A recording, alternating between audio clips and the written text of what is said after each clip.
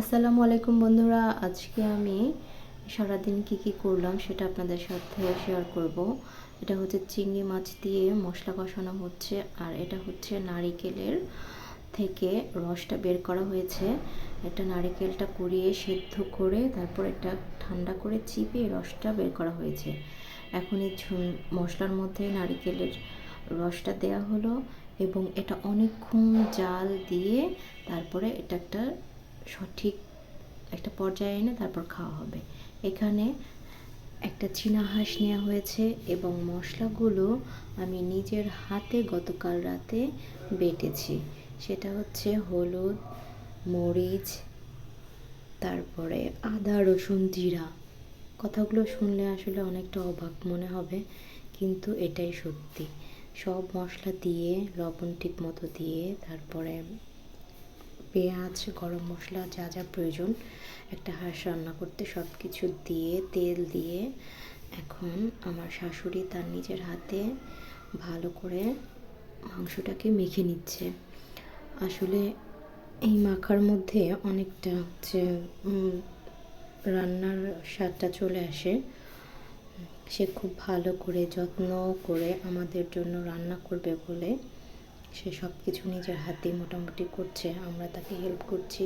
এই যে আমরা বারান্দায় মাটির চুলা জ্বালিয়ে এই তরকারিটা রান্না করব। বারান্দায় মাটির চুলা জ্বালানোর প্রস্তুতি চলছে।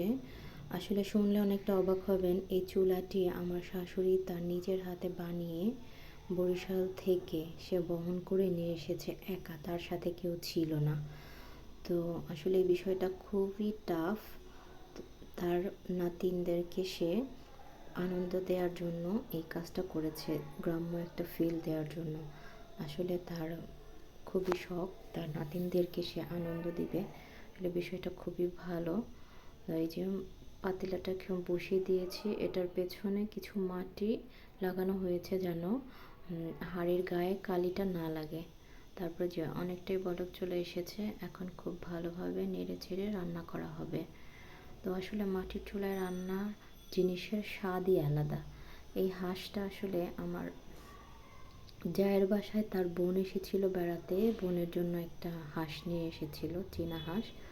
তো এটাকে সে একা রান্না করেনি, সে বলেছে তাহলে আমরা সবাই মিলে মাটির চুলায় রান্না করে খাই, মজা হবে। আসলে খুবই মজা হয়েছে, সারাদিনটা খুব ভালোই কেটেছে।